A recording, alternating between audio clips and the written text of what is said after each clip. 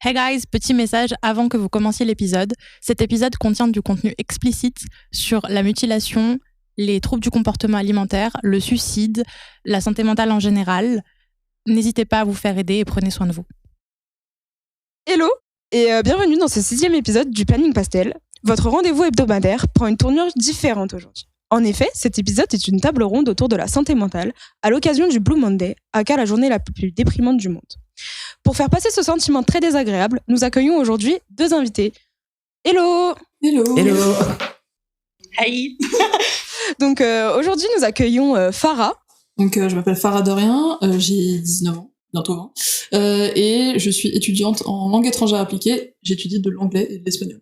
Ok, super, merci beaucoup. Et on accueille aussi Mathieu. Bonjour, alors moi c'est Mathieu Chevalier, j'ai 21 ans et je suis dans une école de business management en psycho-jeux vidéo. Ok, super, merci beaucoup. Et au final, on a notre star que vous connaissez plus que bien, Badra. Donc, petite présentation.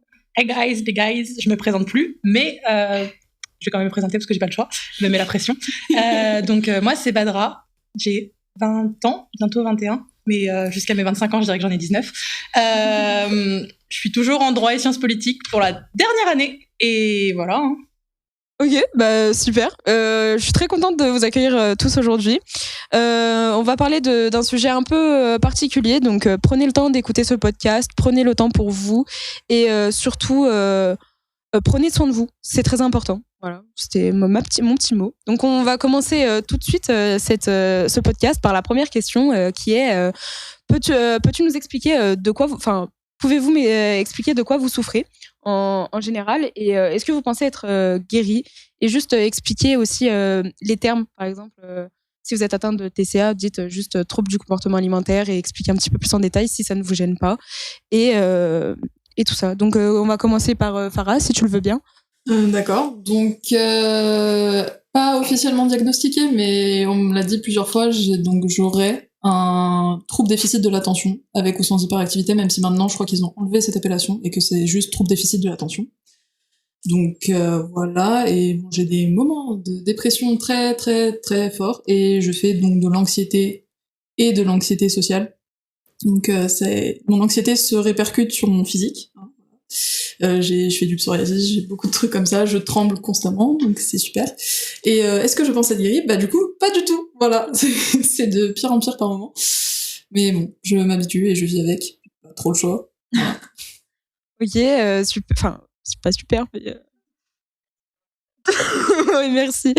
Et du coup, Mathieu, peux-tu nous partager Moi j'ai vécu 7 ans dans une dépression un peu importante parce que harcèlement, parce que décès très violents. Et surtout, moi je fais des TCA, donc des troubles du comportement alimentaire, comme Léa l'a dit tout à l'heure, où en fait j'ai des gros soucis pour manger par moment. C'est-à-dire que il y a des jours où je vais pouvoir faire des très gros repas où j'aurai pas de problème, mais j'aurai jamais le schéma classique du petit déjeuner, repas du midi, le goûter, repas du soir. Non, je vais avoir peut-être un repas dans la journée ou littéralement ne pas manger du tout sur une journée. Donc, pour le coup aussi, ça influence sur mon physique et ça influence surtout sur le fait que moi, j'étais quelqu'un de très sportif qui adorait ça et qui, du coup, du jour au lendemain a dû arrêter parce que c'était malaise sur malaise sur malaise, c'était plus possible. Donc, du coup, ça a un peu continué à développer ma dépression aussi. Et puis, ça a fait que j'étais pas bien tout le temps. On veut pas se lever, on veut pas aller se coucher, on veut pas dormir. C'était vraiment compliqué. Puis j'ai des insomnies, j'ai des problèmes d'hyperstress. Donc c'était compliqué. Et du coup, moi, je pense maintenant en être sorti. Alors, sauf pour les TCA où c'est encore un peu compliqué, mais depuis septembre, je vois plus mes psys, je prends plus de traitement et ça va mieux. Donc du coup, je suis assez fier là-dessus. Et la plupart du temps, les gens peuvent y arriver. Il faut juste que ce soit le déclic au bon moment. C'est pas les gens qui vont le faire pour toi, ce sera toi qui le feras pour toi-même. Et c'est plus pratique. Ok, merci beaucoup de nous partager tout cela. Et Badra, toi Alors, moi, quand j'étais en 4e, à quel âge en 4e ? 13-14 ans, du coup. J'ai été diagnostiquée avec une forte dépression et des troubles du comportement alimentaire. Donc, j'avais une anorexie et une anorexie mentale.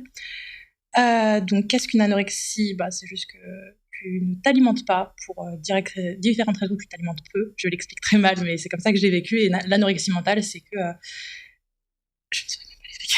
Que mentalement, tu C'est plus, je le vois comme ça, après on en discutera après. Pour moi, l'anorexie mentale, c'est plus quand ton cerveau te dit de ne pas manger, plutôt tu te forces dans ta tête à ne pas avoir faim, même si tu as tous les symptômes physiques, tu as le ventre qui gargouille, tout ça, alors que ton cerveau te dit clairement non, je n'ai pas faim, alors qu'en fait, tu as faim, mais ton cerveau ne veut pas l'admettre que... Voilà, c'est ça, c'est tout le système nerveux qui te dit bah non, en fait, t'as pas faim parce qu'il faut être mince. Moi, je le faisais par. Enfin, je mangeais pas beaucoup, mais surtout, je me faisais vomir. Donc, ça a duré longtemps. J'ai eu un suivi médical à l'hôpital. Donc, j'ai été suivie à mère-enfant. Je sais plus si ça s'appelle encore comme ça. Donc, jusqu'à mes 18 ans. Donc, ça a duré un moment. J'ai eu un suivi avec des diététiciennes, des psychologues, des psychiatres. Et aujourd'hui, ça va. Comme disait Mathieu, je pense que tu te sors jamais vraiment du TCA, dans le sens où tu as toujours... on appelle ça la petite voix. Enfin, moi, c'est comme ça qu'il la déterminait. Donc, quelque chose dans ta tête qui te dit que non, mais t'as pas faim, mais non, mais telle chose, c'est trop gras.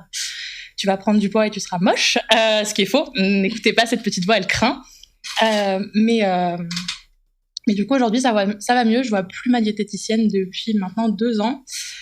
J'ai repris un suivi psychologique parce que même en dehors des problèmes qu'on peut avoir, donc TCA, dépression, etc., je pense que c'est important. Surtout, pas surtout, mais à la vingtaine en tout cas, d'avoir quelqu'un à qui se confier parce que c'est beaucoup de changements, c'est compliqué. Enfin, voilà. Mais du coup, je pense que je suis guérie des TCA et de la dépression et que j'essaye d'aller de l'avant. C'était fort long. Que de bonnes nouvelles. C'est super que vous pensez être guéri de vos problèmes ou que maintenant vous avez réussi à les calmer, en tout cas. C'est génial. Mais du coup, est-ce que vous pouvez nous dire un petit peu plus comment vous avez osé demander de l'aide? Est-ce que ça a été une étape difficile pour vous? Qu'est-ce que vous essaierez de dire si quelqu'un vous dit ouais, en ce moment ça va pas trop, mais je sais pas trop en parler? Qu'est-ce que vous direz à la personne pour qu'elle ose passer le pas de demander de l'aide? Mathieu, t'as une idée par exemple? Ça dépend parce que moi, quand j'ai commencé à avoir mes gros problèmes, alors moi, ça a commencé par le stress au départ. Donc, c'était en 6e et en fait, ça m'a suivi après toute ma vie. Mais les périodes dépressives, elles ont commencé à partir de la 3e. Et moi, ça a été bête parce que le fait de demander de l'aide, je voulais pas, j'y arrivais pas parce que j'avais peur que ce soit décevant, que on me pose des mots sur des choses où je voulais pas les entendre.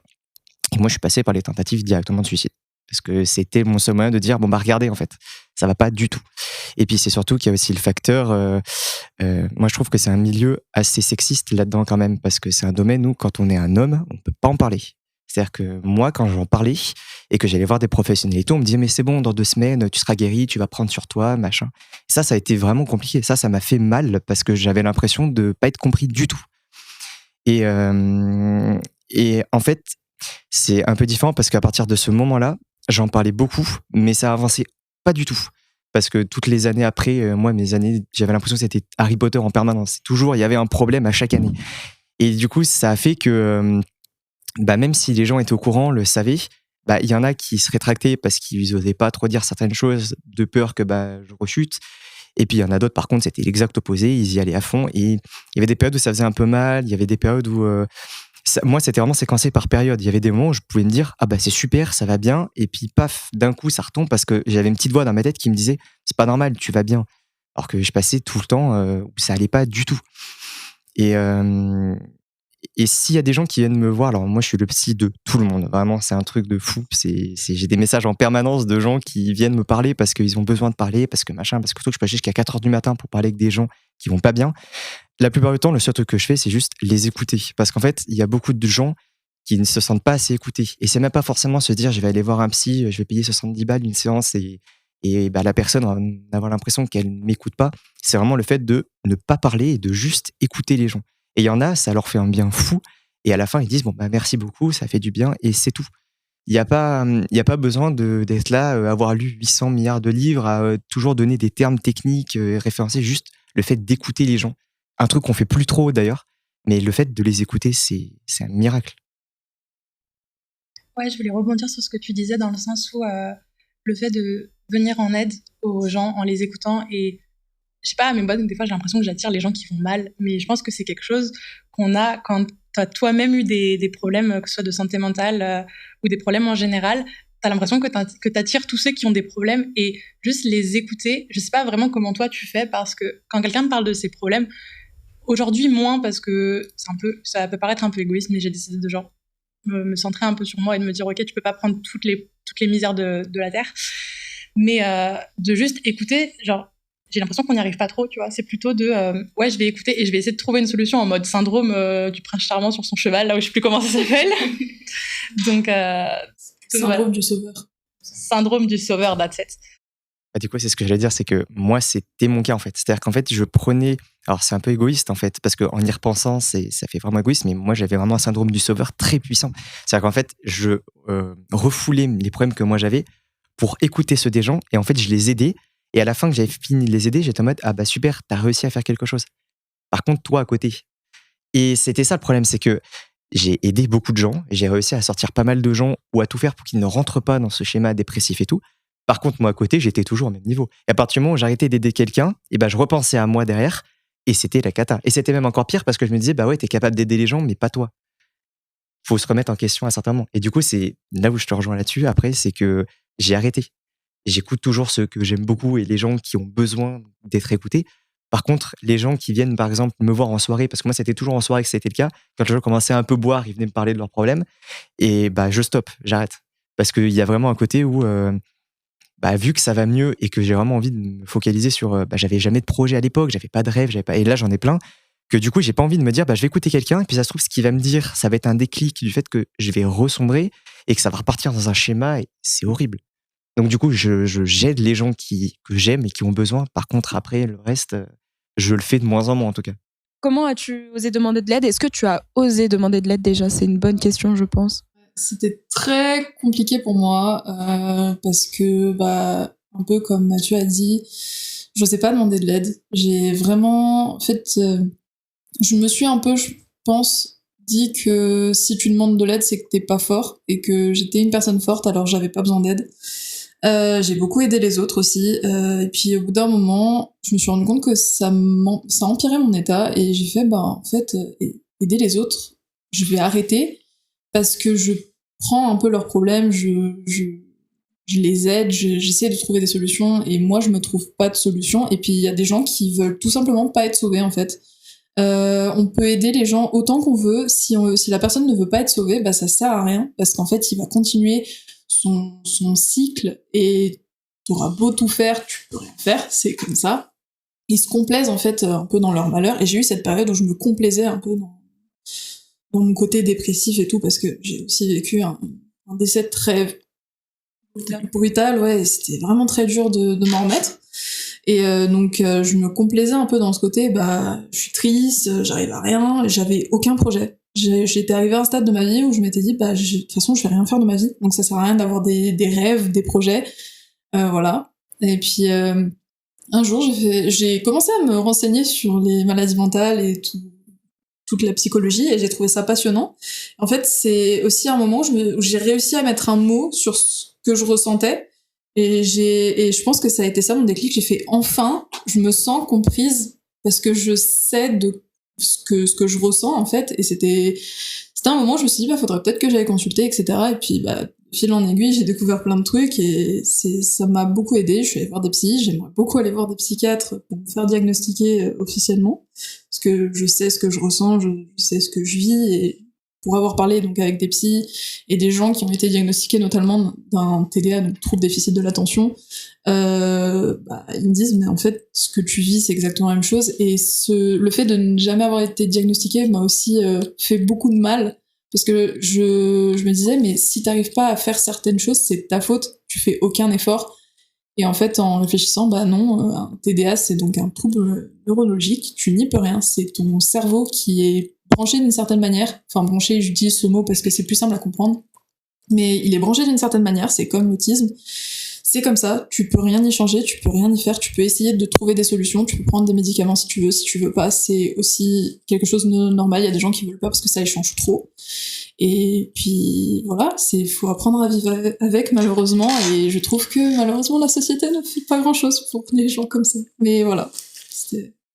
Pour revenir un petit peu dessus, est-ce que tu penses réussir à vivre avec de plus en plus, ou justement t'es dans une période où tu te redécouvres sans cesse et justement t'arrives pas à vivre avec parce que justement c'est trop cyclique, ou justement Ça dépend énormément des moments. Il y a des moments où je me dis c'est bon, j'arrive à vivre avec. Il y a d'autres moments où c'est horrible. Je me dis mais je reviens sur les moments où je me dis mais en fait c'est de ta faute, tu fais aucun effort.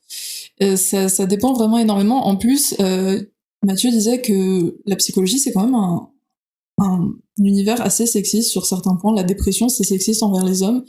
Le TDA c'est sexiste envers les femmes. Il surdiagnostique les garçons, notamment les petits garçons. Les adultes, c'est encore pire de se faire diagnostiquer. Et les petites filles, il les force à changer, il les force à masquer. C'est comme pour l'autisme, on est forcé à masquer nos différences, en fait, et à faire des efforts. Et un petit garçon qui est hyperactif, c'est normal, mais une petite fille qui est hyperactive, on va lui dire, non, arrête de te comporter comme un garçon, tu n'as pas le choix, faut que tu deviennes une petite fille modèle. Et malheureusement, t'apprends à masquer, et après, plus tard, quand t'essayes de te faire diagnostiquer, on te dit, non, tu n'as pas de symptômes. Alors, si, j'en ai, c'est juste que vous ne voulez faire aucun effort. Et ça marche aussi avec l'autisme, c'est que les garçons sont surdiagnostiqués et les filles, pas du tout. Et c'est encore pire avec l'autisme notamment, parce que tout ce qui est se renfermer sur soi-même, ils considèrent ça une capacité normale pour les filles, en fait. Donc c'est très, très compliqué. Voilà. Ok, merci bien. Badra, est-ce que tu veux revenir sur le moment où tu as osé demander de l'aide, et est-ce que ça a été une étape compliquée pour toi en règle générale? Alors, oui, parce que moi, je n'ai pas demandé d'aide. C'est-à-dire que quand j'étais dans ma période d'anorexie, qu'elle soit mentale ou physique, pour moi, c'était normal, j'étais pas malade, je vois pas de quoi vous parler. Voilà. Mais en fait, ce qui s'est passé, c'est que c'est mon papa qui s'en est rendu compte, qui l'a dit à ma mère, et ma maman, si tu écoutes, je t'aime, t'es la meilleure. Elle a dit non, ça peut pas se passer comme ça, let's go à l'hôpital. Elle a appelé l'hôpital, elle a dit ma fille a des problèmes, donc vous allez nous aider. Et ça s'est fait comme ça, c'est-à-dire que c'est ma mère qui m'a traînée. Moi, j'étais en mode, mais non, mais j'ai pas de problème, je suis pas malade, qu'est-ce que tu racontes? Moi, je suis trop forte.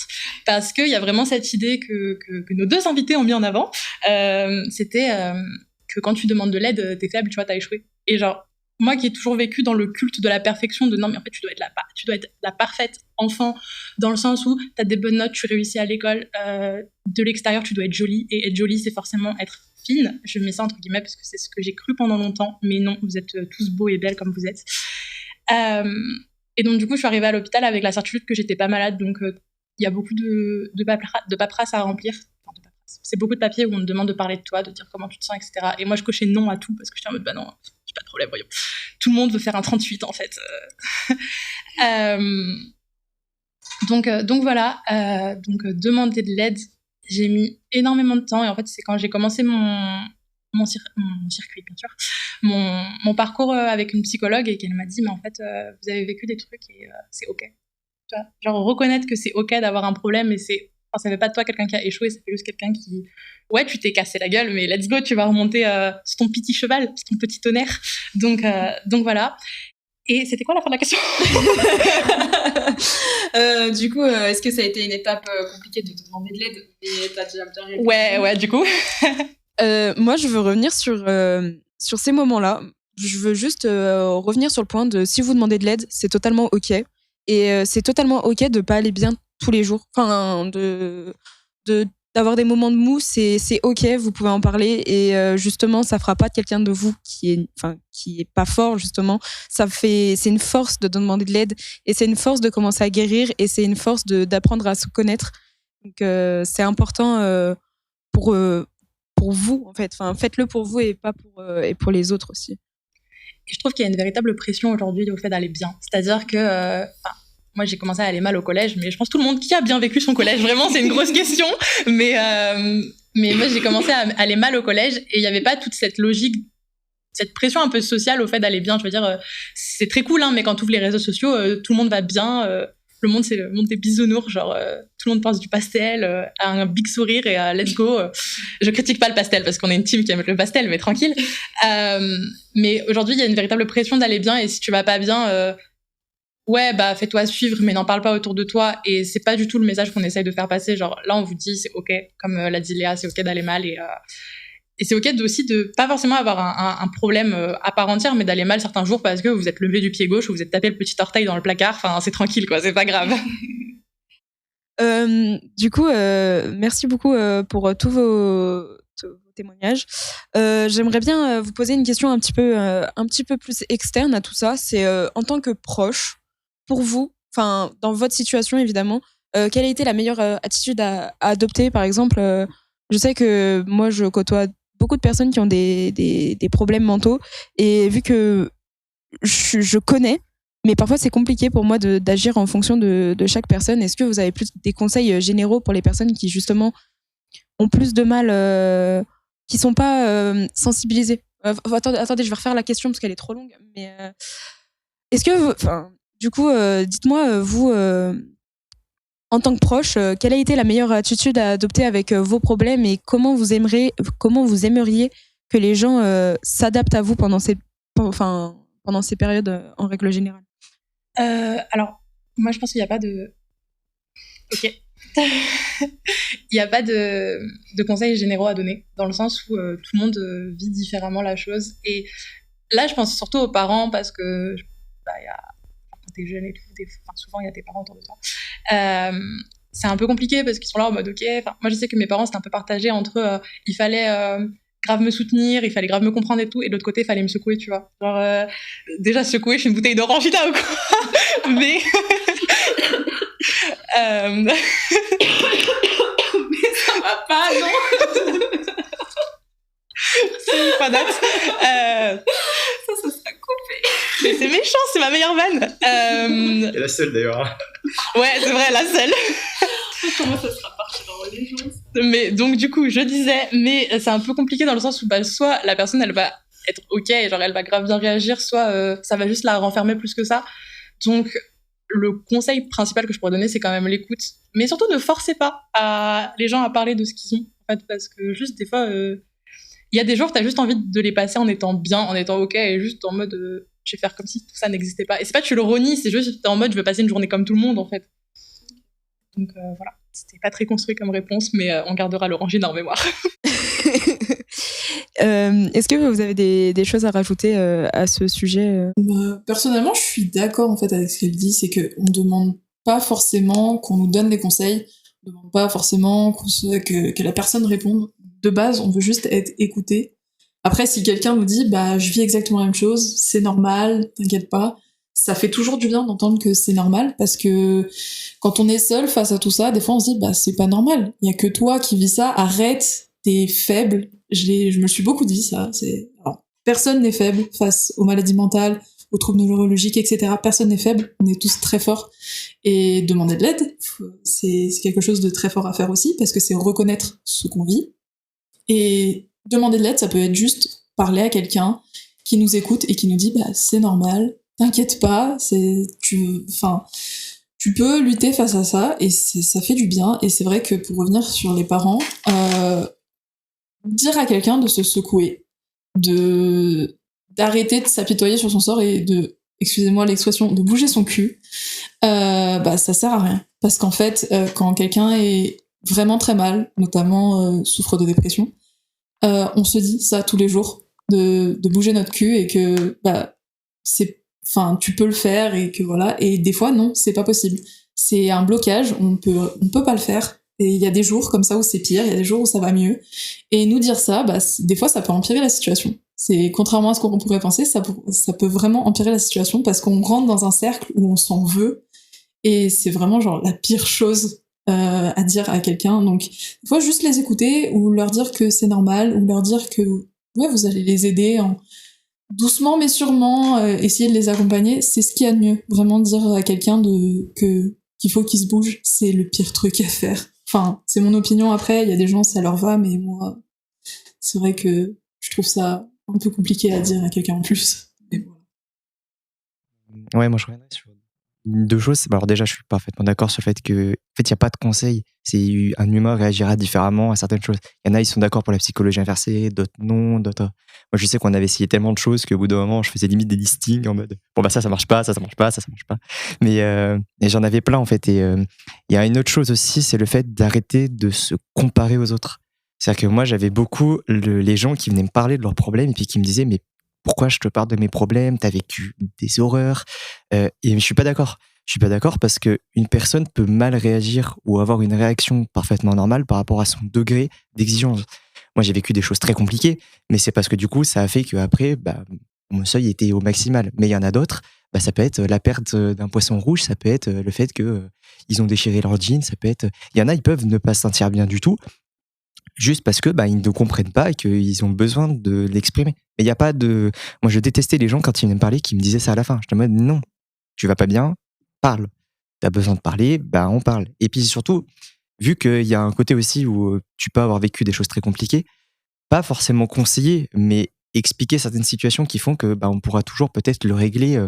Mais moi, le conseil que je donne surtout, c'est les gens sont pas là pour nous aider. C'est-à-dire que quand on va pas bien, c'est pas leur but. Moi, pendant très longtemps, j'ai eu cet effet-là, et c'est surtout que c'est ça que j'ai eu beaucoup de relations amoureuses, par exemple, qui sont finies.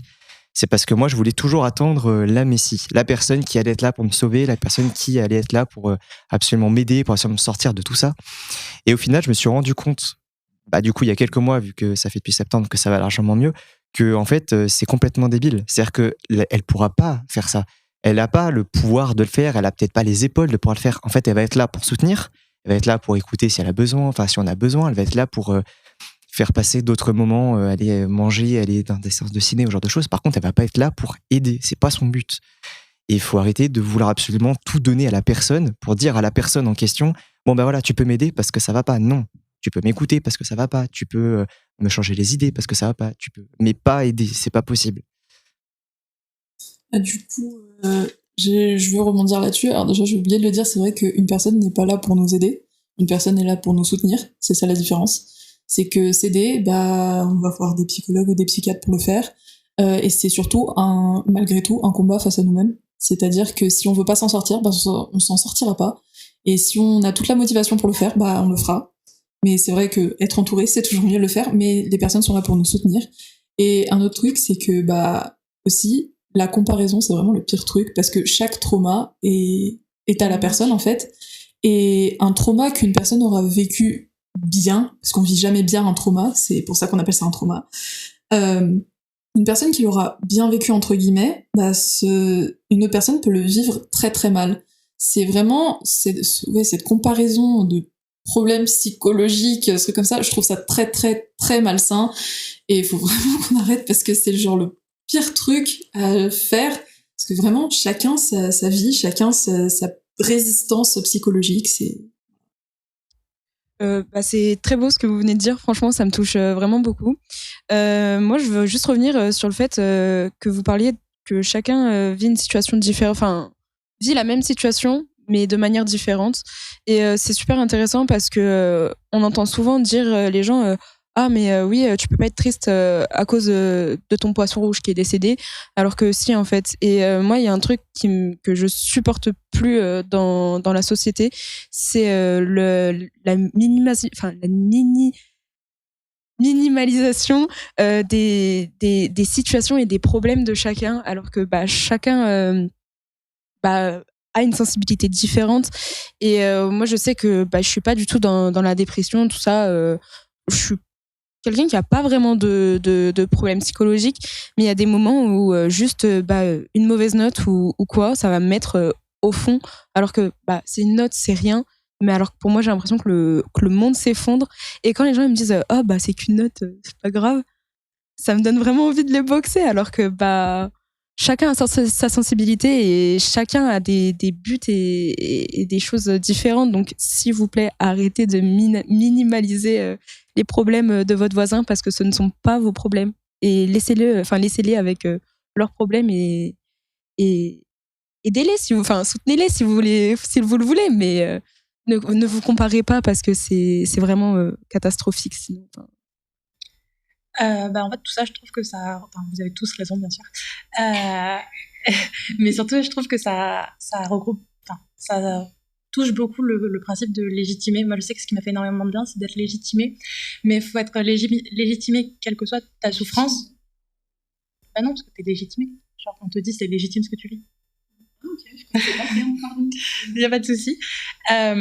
Mais aussi dans le fait que des fois, tu vas pas forcément ressentir non plus. Enfin, mais je sais qu'il m'est arrivé un truc vraiment, vraiment pas cool ces derniers temps. Et je sais que j'ai pas réagi de la façon dont on s'attendait à ce que je réagisse. Et en fait, c'est juste parce que je sais que ça va me tomber dessus dans un moment. Je sais pas quand, mais ça va tomber. Et en fait, je trouve que faut être OK avec ça. Faut te dire OK. Et les gens, surtout autour de toi, soient pas en mode c'est bizarre que tu as réagi comme ça et tout. Enfin, c'est vraiment genre tu tenais pas à la personne ou quoi. Pas forcément, c'est juste je sais pas comment ça va arriver, je sais pas quand ça va arriver et peut-être juste j'ai besoin de temps pour faire mon deuil en l'espèce. En l'espèce, putain, telle expression de droit. Et je voulais revenir sur un truc que tu avais dit par rapport aux relations, du fait de ne pas attendre quelqu'un pour qu'il règle tous tes problèmes. C'est-à-dire que moi, j'étais persuadée que j'allais trouver l'homme de ma vie et qu'il allait résoudre l'entièreté de mon existence. Je vais être honnête avec vous, c'est de la transparence. Ils ont échoué, hein, vraiment. Mais du coup, ça m'a fait prendre conscience, il y a un moment quand même, j'ai un peu évolué, que personne va venir régler tes problèmes et que toi, tu n'es pas là pour régler les problèmes des autres non plus. Parce que moi, je suis arrivée en face d'une personne et j'étais sûre qu'on était tous les deux mal, mais qu'on allait sortir de ça ensemble et qu'on allait être Brad Pitt et Angelina de la santé mentale. Non. Là, et la personne ne voulait pas se faire aider. Elle trouvait que non, mais elle était vraiment dans la logique de je vais bien, moi j'ai pas de problème, c'est juste pour les faibles. Ouais. Et donc du coup, au bout d'un moment, je suis partie parce que vous n'êtes pas là pour supporter aussi ce que les autres vivent. Et ils ne veulent pas affronter eux-mêmes. Et t'es pas là pour mettre quelqu'un devant ses problèmes en disant mais si, règle ça. Donc voilà. Laisser les gens faire le chat de Schrödinger là, ils sont à la fois mort et vif. C'était le petit trait intelligent. Si je peux réagir sur un truc, c'est vraiment le truc que t'as dit au début de des fois les gens attendent des réactions de nous, mais des réactions très spécifiques. Et ça aussi c'est un truc que je trouve bizarre. C'est pourquoi est-ce que tu attends une réaction spécifique de moi? Parce qu'en soi on est tous différents, donc on aura tous, sans parler de problèmes mentaux, de problèmes neurologiques, etc. On aura tous une réaction différente à un événement qui est le même en fait. Et déjà je trouve ça bizarre d'attendre des réactions spécifiques de personnes, mais alors c'est encore plus vrai quand on a des problèmes de santé mentale et des problèmes neurologiques aussi. Et j'en entends beaucoup parler de personnes qui sont atteintes d'un TDA ou d'autisme. C'est qu'on attend certaines réactions d'eux et ils les ont pas, et c'est vrai qu'on va les juger énormément pour ça. C'est-à-dire que on va vivre le décès de quelqu'un, faut absolument que tu sois au fond du gouffre. Alors c'est ce qui s'est passé pour moi, d'être au fond du gouffre. Mais y a d'autres gens qui ne le sont pas. Et soit ça leur arrive plus tard, soit ça leur arrive pas. C'est comme ça, voilà. Et des fois on va attendre aussi, je vais prendre l'exemple, récemment c'était Noël, et des fois on attend des réactions spécifiques par rapport à des cadeaux, c'est-à-dire que tu dois toujours être extasié devant ton cadeau. Alors pour moi c'est pas un truc qui s'applique, même on fait souvent la réflexion du fait que je suis assez froide par rapport à certains trucs. C'est je vais jamais vraiment m'extasier de fou, j'ai jamais vraiment sauté de joie, c'est un truc que je fais difficilement. Alors déjà premièrement parce que je saute pas de joie. Si je suis vraiment contente, alors c'est difficile à expliquer, mais genre je vais bouger mes bras dans tous les sens. J'ai même plus le mot en anglais. C'est ah oui. Alors désolé, c'est un mot anglais. Je suis désolée. Ça s'appelle steaming. En fait, c'est un truc, pas spécifique aux troubles neurologiques, mais qui est vachement repris quand on parle de TDA et d'autisme. C'est-à-dire que faut exprimer nos émotions d'une certaine manière, et ça va passer par les bras ou par écouter de la musique, etc. Ça nous stimule. Voilà. Et c'est vrai que je vais avoir tendance plus à faire ça plutôt que de sauter de joie ou d'hurler ou machin, parce que j'aime pas ça. Voilà. Et des fois, je suis obligée de surjouer mes émotions, parce que sinon la personne va dire ça t'a pas plu, machin. Si ça m'a beaucoup plu, mais j'ai pas besoin de sauter de joie en voyant le cadeau. Je suis très contente, mais ça s'arrête là, quoi. J'ai pas, du coup des fois je surjoue mes émotions. Ça me met très mal à l'aise de faire ça. Mais quel talent d'action Carface, quoi. Voilà.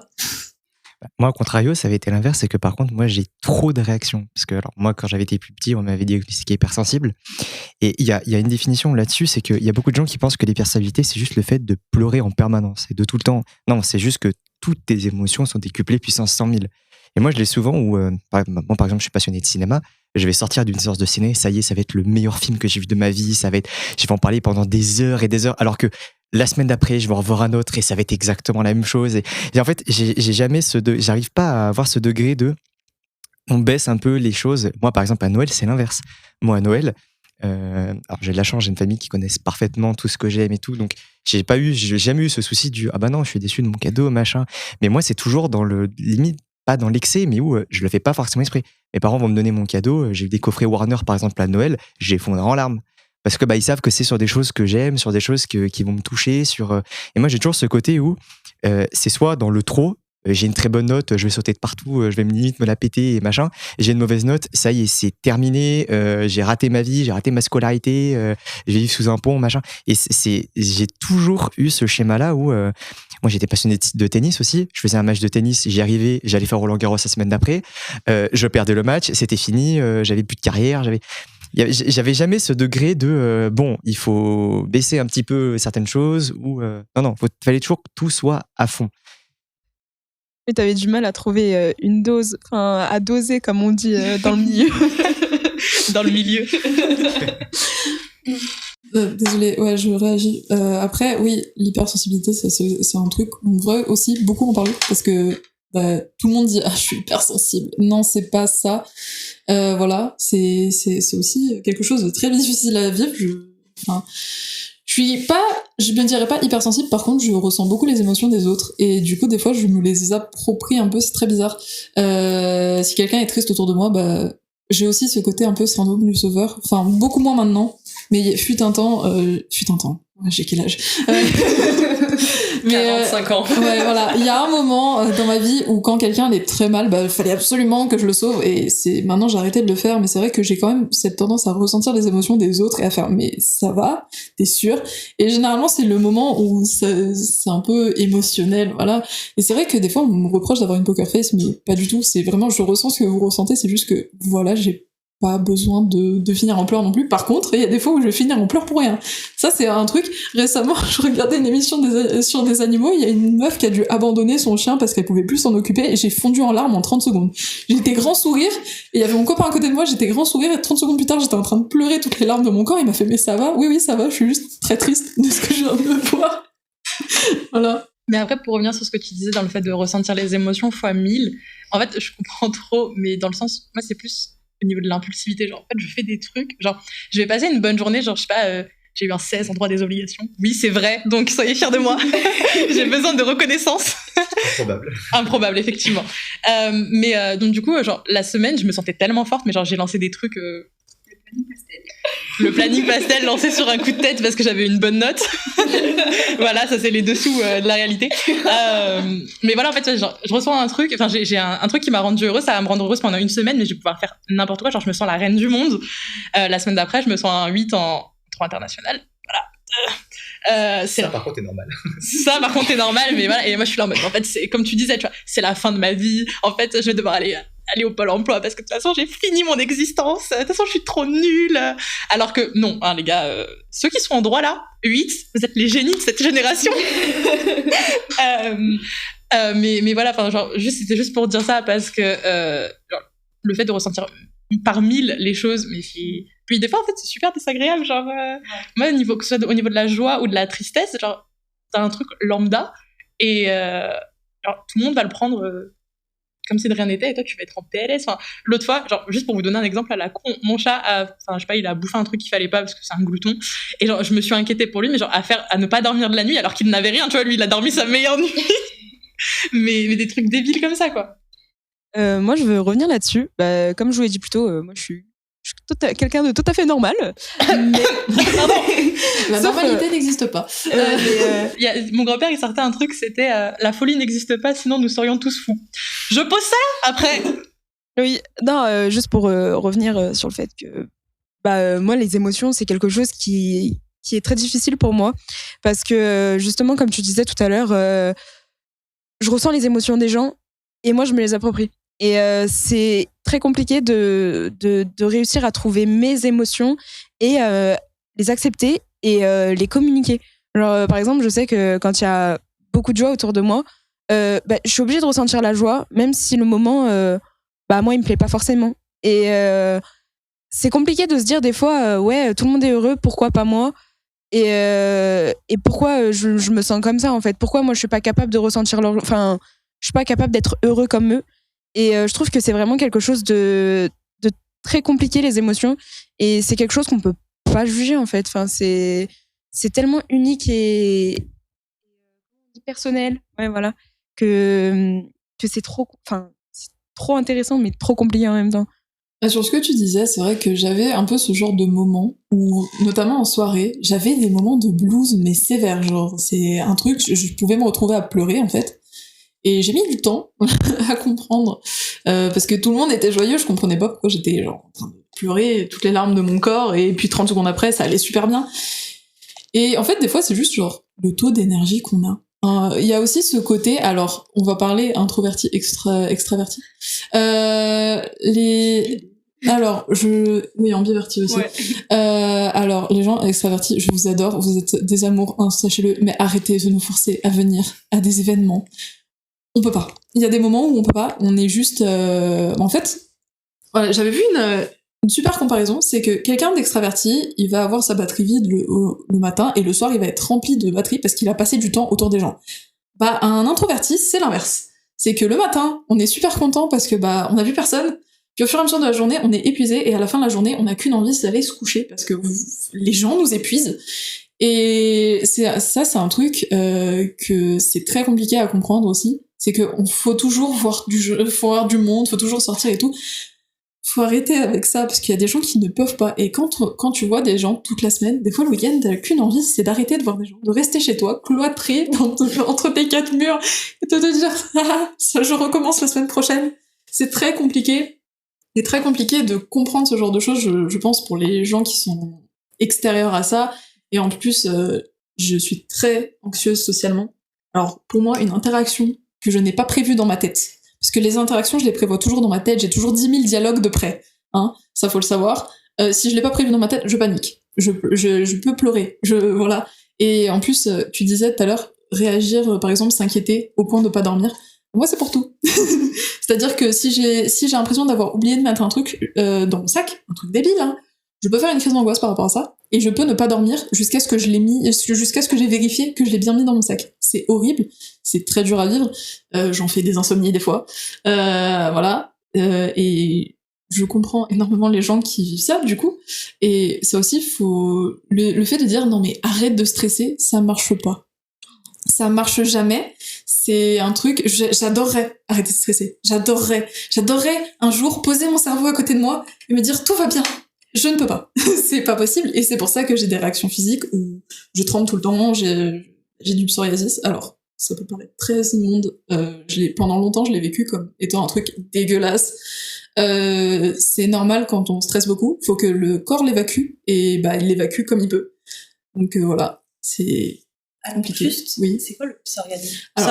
Le psoriasis, alors moi ça se traduit, c'est dans mes cheveux. Alors il y a des gens qui me disent t'as des pellicules. Alors oui, non, c'est juste un truc que je ne peux pas spécialement me débarrasser. J'ai essayé beaucoup de choses, maintenant je vis avec. Ça me met mal à l'aise quand il y a quelqu'un qui va me dire t'as une pellicule, et qui va me l'enlever. Ça me met très mal à l'aise, ça faut le savoir, et je dis jamais rien parce que voilà, ça part dans mon sentiment. J'ai beaucoup de mal encore avec le fait de faire des réflexions aux gens quand ça part dans mon sentiment. Mais alors, ça me met très mal à l'aise quand on fait ça, et en gros, c'est littéralement ma peau qui pèle, en fait. Et il y en a, c'est sur tout le corps. Quand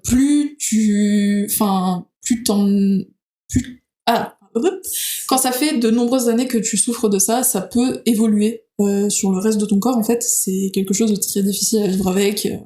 Tu peux essayer tout ce que tu veux. Le plus important, c'est de réduire son stress, en fait. Et c'est quelque chose de très compliqué à faire, surtout quand on vit dans une société où t'es tout le temps stressé, en fait, parce que le matin, faut que t'ailles au travail, faut que tu sois à l'heure, faut que machin, faut que nanana. En fait, ta vie est un stress, et du coup, tu peux pas te débarrasser de ta source de stress, et c'est très compliqué. Et du coup, voilà, c'est littéralement, je pèle constamment, et des grosses plaques de peau, et c'est, en soi, on peut dire que c'est dégueulasse, mais faut arrêter de dire ça aussi. Voilà, c'est qu'à un moment, j'ai pas le choix, je le fais avec, et puis voilà, c'est...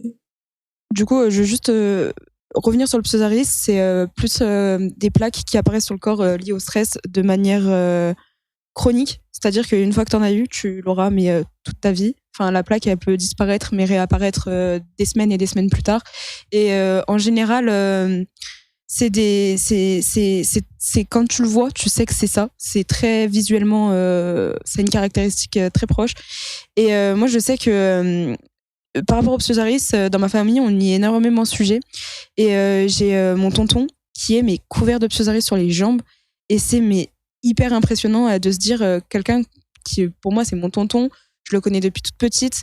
Et quand j'ai su que c'était lié au stress, pour moi, mon tonton, c'était pas quelqu'un de stressé, vous voyez. Enfin, c'est mon tonton, il est trop génial, vous voyez. Et quand je remarque ça, ça me met toujours un coup, genre en mode ah putain, merde, mais en fait, on est tous trop stressés. Genre, il y a personne qui vit une vie sans stress.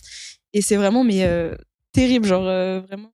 Alors ouais, comme tu disais, c'est une fois qu'on l'a, bon, je dirais pas que c'est mort, mais un peu compliqué de s'en remettre. Et à chaque crise de stress, ça empire. Voilà. C'est qu'il y a des fois où ça se calme. En tout cas, chez moi, ça se calme. Je l'ai toujours, mais voilà. Et il y a des fois où ça empire et c'est une catastrophe.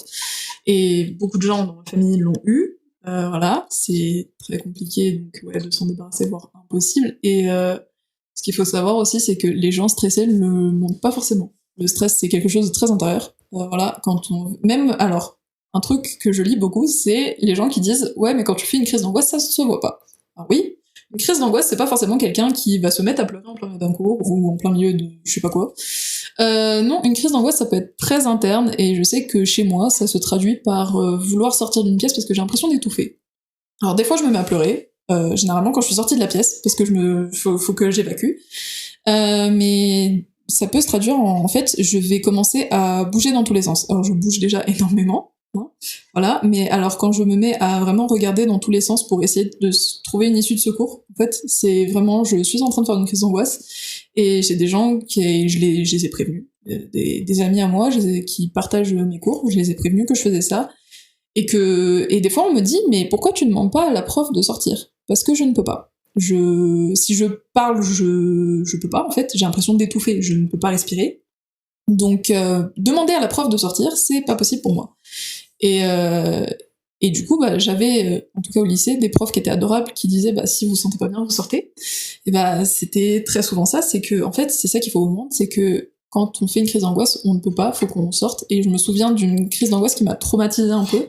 C'est quand j'étais au lycée, je passais à l'oral, et c'était à l'époque où on avait les masques, parce que le Covid. Et en fait, j'ai commencé à faire une crise d'angoisse, donc je n'arrivais pas à respirer. Donc je faisais... Sauf que quand t'as le masque, tu l'aspires le masque. Donc c'est encore pire. Donc je panique encore plus. Je me suis écroulée par terre en pleurant. Et c'était très difficile pour moi parce que je déteste pleurer devant les autres. Voilà. Et le pire, entre guillemets, c'est quelqu'un qui...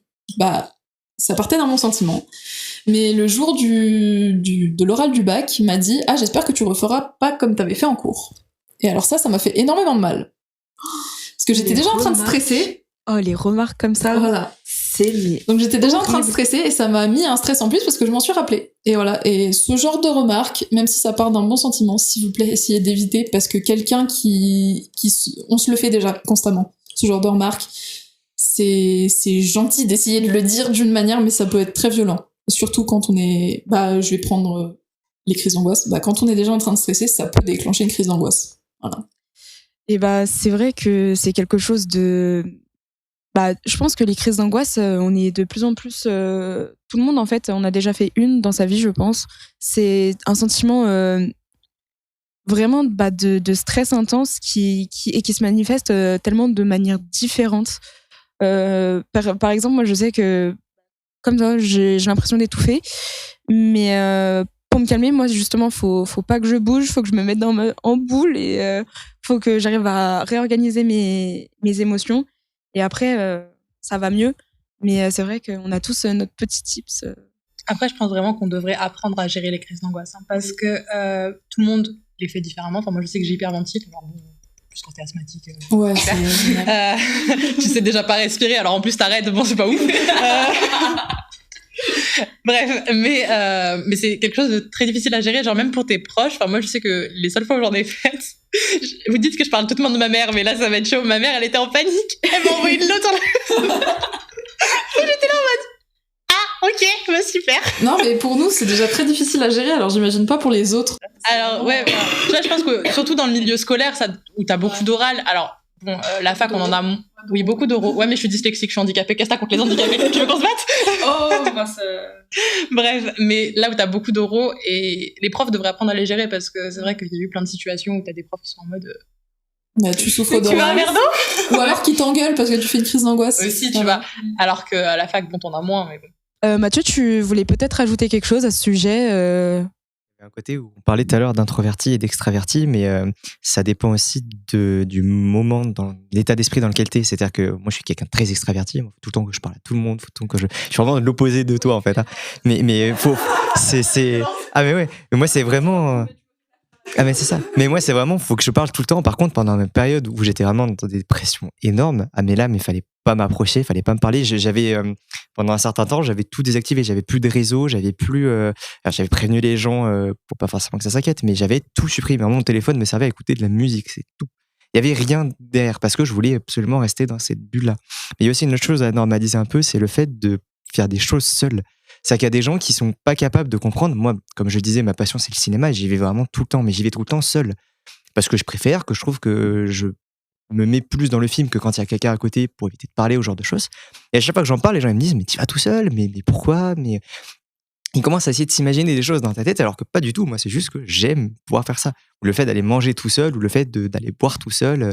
Enfin, pour moi, c'est quelque chose. Et alors, ça revient aussi sur l'autre fait tout à l'heure où je parlais de sexisme. Les hommes se font moins emmerder là-dessus que quand on est une femme. C'est-à-dire que moi, il y a de nouveaux réseaux qui est sorti, là, le Thread, et où je vois un nombre de messages incalculables de femmes qui disent bon, bah, aujourd'hui, je vais essayer de sortir seule, de faire des choses seule, de machin.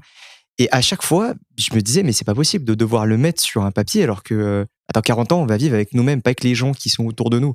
Donc en soi, on vit seul en permanence. C'est-à-dire que les gens derrière, bah, c'est un peu horrible ce que je dis, mais c'est limite des pions, des personnes qui vont être là pour nous, pour des moments où on aura besoin d'eux, mais où pas sûr que dans 40 ans, ils sont encore là. Donc c'est un peu compliqué là-dessus. Il y a des moments où faut arrêter de tout le temps se dire t'es heureux parce que t'es en groupe. Non, t'es heureux parce que t'as envie d'être heureux. C'est pas parce que t'es avec Pierre, Paul, Jacques que tu l'es forcément. Et il y avait un côté où tout à l'heure quand on disait quand on est avec des gens faut tout le temps qu'on paraisse heureux, faut que machin. Mais moi j'étais le roi à ça. Mais à un niveau où l'année dernière quand je suis arrivé dans l'école où je suis actuellement, je discute avec tout le monde moi, donc j'ai vraiment pas ce problème là. Et il y a un soir sur un appel Discord qu'on faisait où ça allait pas du tout et où je sais pas pourquoi je m'effondre en larmes. Et il y a une des personnes dans le vocal qui m'a dit j'aurais pensé à tout le monde dans la classe sauf à toi. Et cette phrase-là, j'arrive pas à me l'enlever de la tête et elle restera tout le temps parce que en fait j'ai réussi à développer, parce que ça fait quand même depuis la 6e, donc entre temps on a développé plein de techniques différentes pour essayer d'avoir cette espèce de masque où non mais moi ça va parfaitement, ma vie elle est belle, ma vie elle est machin, ma vie elle est truc, ma vie, alors que ben non, c'était pas le cas. Et du coup c'était compliqué parce que après les gens te voient différemment. Donc, alors que t'as pas envie en fait, t'es juste, moi j'ai envie d'être Mathieu Chevalier, le mec qui fait des blagues en permanence, qui parle à tout le monde, qui adore sa passion et qui en parle tout le temps. Et du coup, il y avait un côté où les gens se rétractaient un petit peu et évitaient de parler de ça. Oh bah moi ça va pas bien. Ah non mais je peux pas en parler, il y a Mathieu à côté. Ou non, genre c'est pas possible. Du coup, déjà, même si j'ai dit que tu étais un mentiste, tu es aussi mon héros parce que tu arrives à faire des trucs tout seul. Perso, j'essaye de me mettre à faire des trucs toute seule. Il y a pas longtemps, je suis allée au cinéma toute seule. Pour moi, c'était un truc de fou. Parce que j'ai pas l'habitude de faire les choses toute seule. Je suis toujours avec quelqu'un. Mais en fait, parce que ça, je sais pas pourquoi, je trouve ça, j'ai l'impression que les gens vont me juger parce que je suis toute seule. Et je sais pas si c'est vraiment qu'une impression, parce que je pense qu'aussi il y a un peu vraiment ce jugement où t'es toute seule au cinéma, qu'est-ce que tu fais? Ou t'es toute seule au resto, mais qu'est-ce que tu fais? Et comme tu disais, les femmes ont tendance à mettre, par exemple, sur les réseaux qu'elles vont sortir toutes seules. C'est non seulement parce que, c'est quand même un accomplissement, mais aussi parce que des fois, ça aide de te dire, il y a des gens qui savent ce que je suis en train de faire. Et du coup, au moins, s'il m'arrive un truc, ils sauront qu'il m'est arrivé un truc pendant que je faisais telle chose. Et c'est vraiment quelque chose d'important, mais bizarre à faire, parce que on devrait pas avoir à le faire. Voilà, tout simplement. Et je voulais rebondir sur un autre truc. Du coup, moi, je veux bien rebondir sur le fait que de faire des trucs seul. Moi, j'avais exactement la même peur que toi, en mode si je suis toute seule, les gens ils vont me juger et tout. Alors qu'en fait, j'ai remarqué que moi, quand je vois quelqu'un tout seul, je suis là en mode waouh, la personne s'apprécie tellement qu'elle passe du temps avec elle-même et je veux devenir comme ça. Et en fait, je pense que c'est un schéma de pensée que beaucoup de personnes ont, qui admirent en fait finalement les personnes seules. Enfin, moi, je suis ambivertie, je suis tellement extravertie que j'ai besoin d'être introvertie. Et inversement, je peux passer des semaines et des semaines, des jours, des heures avec plein de gens autour de moi. Je peux faire plein de choses, je peux animer plein de trucs.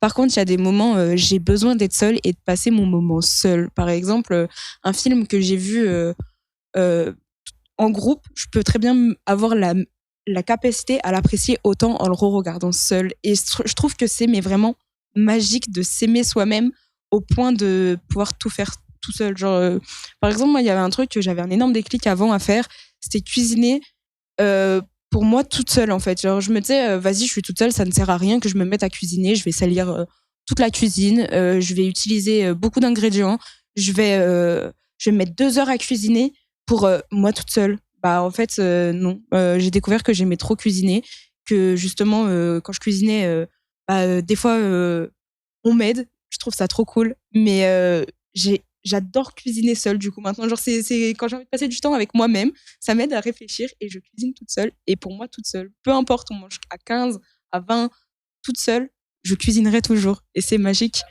je me devais de le dire. Je voulais rebondir sur un truc que tu avais dit, Mathieu, par rapport au fait de genre porter un masque, d'avoir l'air le plus heureux. Mais je pense que vraiment toutes les personnes qui ont eu des problèmes de santé mentale, on est les champions internationaux.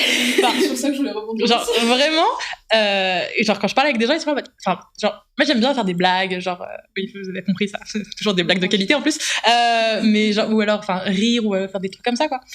Logique. Et donc du coup quand tu dis que ouais bah t'as eu tel problème ou t'as vécu telle chose, je suis en mode non mais je suis désolée. Mais non mais t'as pas à être désolée, enfin genre c'est comme ça, c'est la vie, enfin. C'est la vie, faut passer à autre chose. Bah, c'est vraiment ça, c'est en mode t'es désolée pourquoi, t'es pas la personne qui a fait X ou Y chose, t'es pas dans ma tête jusqu'à preuve du contraire parce que le jeudi de la lampe. Mais donc du coup voilà, enfin ça c'est un truc sur lequel je voulais rebondir. Et puis le fait d'être extraverti ou introverti. Les gars, moi je sais pas ce que je suis, hein, honnêtement. Genre vous êtes trop doués pour savoir, mais je sais pas. Moi j'aime trop être avec des gens, mais j'aime trop avec des gens jusqu'à ce que ma batterie sociale elle soit genre tu vois. Et ça par contre faut normaliser. Si je t'envoie un message en mode non mais j'ai pas envie de sortir, c'est pas que je veux pas te voir, c'est juste que je suis fatiguée, que là je veux regarder mon épisode d'animé tranquille et pleurer parce que je vais pas spoil, mais pardon mais il y a un truc dont je me suis pas remise en animé donc je me tais. Moi c'est mais voilà, c'est dans Tokyo Revengers. Voilà, sachez-le. Non, mais voilà. Moi, il faut que j'en parle, j'ai mal au cœur. On en parlera après. Okay. Mais donc, du coup, voilà. Et il y avait un autre truc que je voulais dire. Ouais, le fait de rester seule. Mais comment vous faites ? Enfin, parce que, genre, la seule chose que j'arrive à faire seule, c'est d'aller dans des cafés, parce que déjà, il y a café dans le mot. Quelle idée. Mais. C'est un endroit, ça, tiens. Comment ? Même personne en droit, ça. Ouais, toujours, ouais, on est fidèle au cliché. Mais genre, juste parce que j'ai mon ordinateur et je fais un truc, genre, je travaille sur le planning pastel.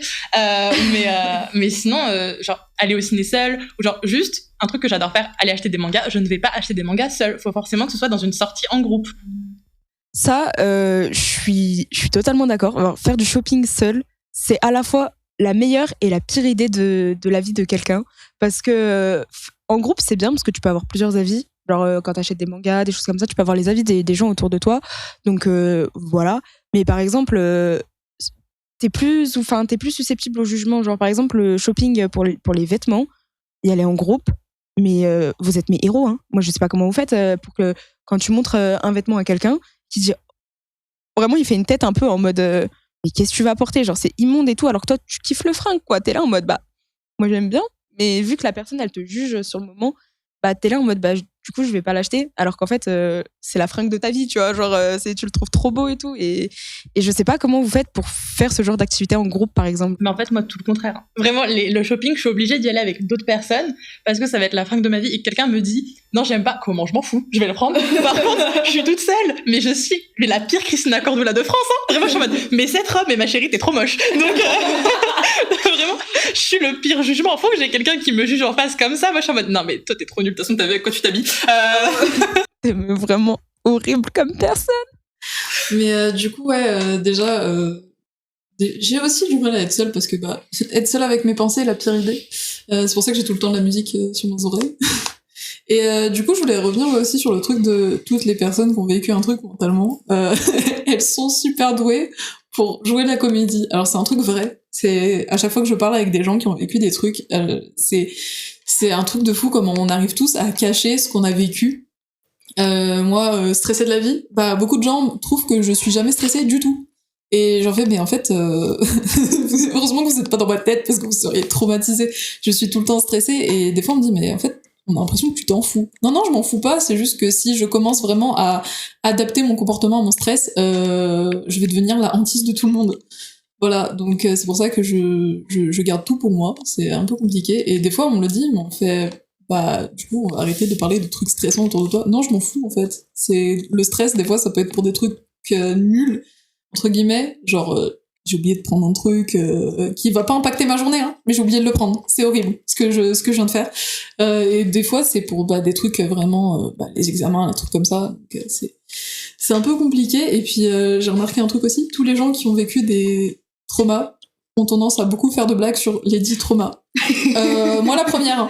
Je blague tout le temps sur des trucs horribles et des fois et du coup j'ai un humour très noir et des fois on me regarde de travers et on me fait mais pourquoi tu dis ça? Bah c'est juste parce que si je rigole pas je pleure, donc il me faut un entre-deux, donc je vais faire des blagues dessus. L'entièreté de la table en sueur là. Non, mais vraiment j'en parlais avec un mec qui était dans mes cours, que je le connaissais pas tant que ça, et il me disait ouais j'ai vécu pas mal de traumas, et du coup je fais des blagues tout le temps et je fais mais en fait viens, j'ai un pote, parce que c'est exactement pareil pour moi, je vais faire des blagues sur tout et n'importe quoi parce que faut que j'évacue.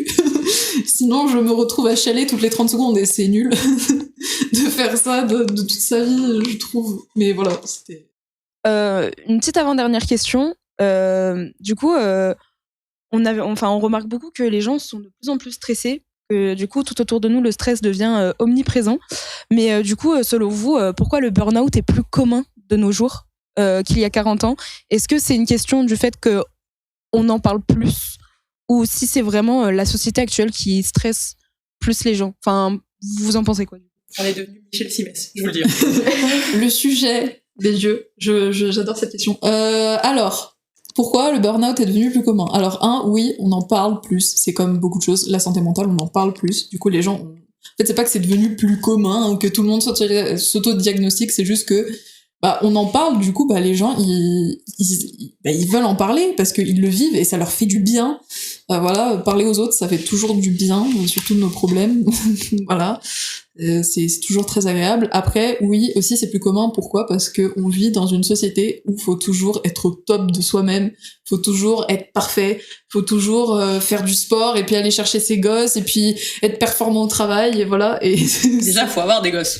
Non, mais ça, ouais, c'est encore autre chose. Mais j'ai pris cet exemple parce que c'est un truc qui revient souvent, surtout quand on parle des mères de famille. Faut toujours être au top de soi-même.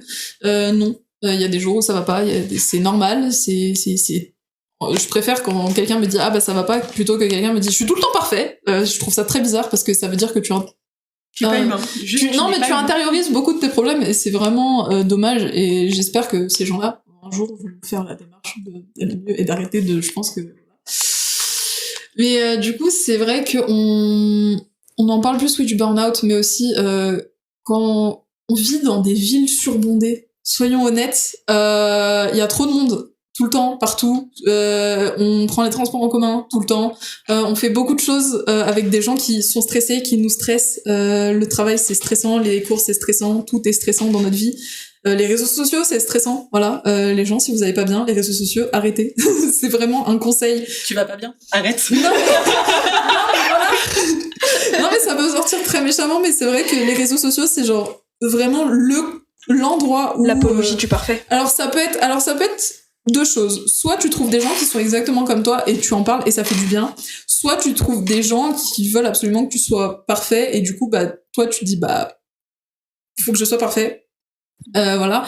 Je pense à tous les influenceurs fitness, Thibaut InShape, voilà, qui dit que si tu es dépressif, faut faire du sport. C'est pas comme ça que ça fonctionne, voilà. Si je suis dépressif et que j'arrive à me lever de mon lit, déjà, c'est un miracle et faut m'applaudir. J'exagère un peu, mais c'est parfois un peu ça. Faut dire aux gens de faire du sport, ça va aller mieux. C'est pas comme ça fonctionne. Des fois, il faut une autre démarche avant d'arriver à faire du sport. Voilà. Et c'est vrai que les réseaux sociaux, c'est aussi un truc très stressant. En fait, tout est stressant et c'est pour ça qu'il faut aller vivre à la campagne. Où il y a des vaches. Pas d'accord. Perso, moi, je kifferais vivre à la campagne. Et super, merci. Mathieu, toi, est-ce que t'as une réflexion sur le sujet?